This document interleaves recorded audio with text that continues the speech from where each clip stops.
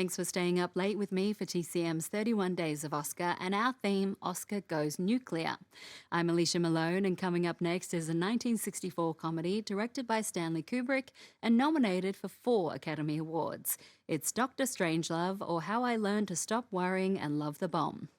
Stanley Kubrick had been interested in exploring the idea of nuclear war for years before he made Dr. Strangelove, subscribing to scientific magazines and reading over 70 books to research the nuclear arms race. During this time, he discovered the novel Red Alert by Peter George and bought the screen rights, planning to create a serious drama.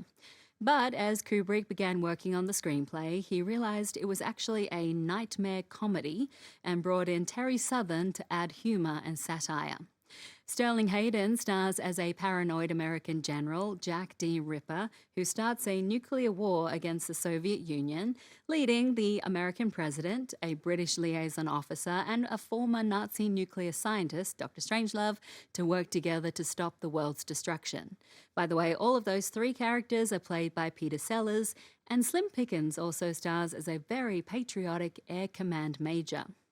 Stanley Kubrick's longtime producing partner, James B. Harris, wasn't as confident as Kubrick about the tone of this movie, and the two ended up parting ways amicably.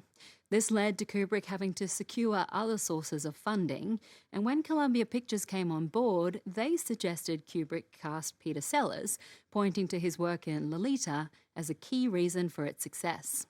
From 1964, also with George C. Scott, this is Dr. Strangelove, or How I Learned to Stop Worrying and Love the Bomb.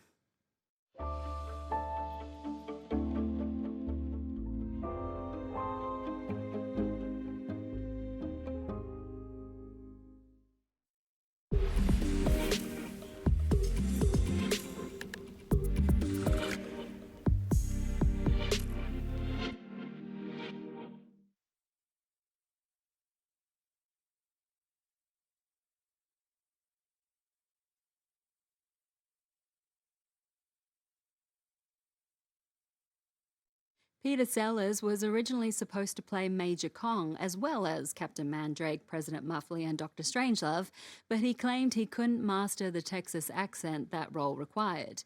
There's also a rumor that his fear of heights prevented him from wanting to play that character because of the bomb drop scene.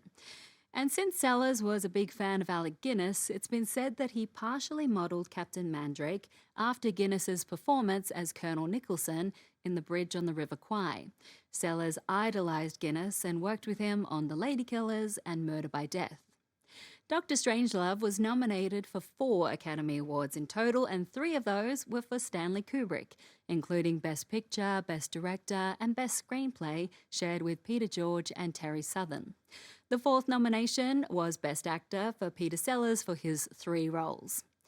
The other nominees for Best Picture of 1964 were My Fair Lady, Beckett, Mary Poppins, and Zorba the Greek.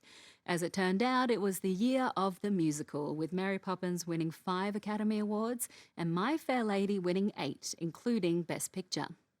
But we are sticking with our theme of Oscar-nominated films about nuclear destruction today on TCM's 31 Days of Oscar. Coming up is a British drama from 1950, directed by John and Roy Bolting, that won the Oscar for Best Writing. Next on TCM, 7 Days to Noon, then The Great Ziegfeld, and later, Morning Glory.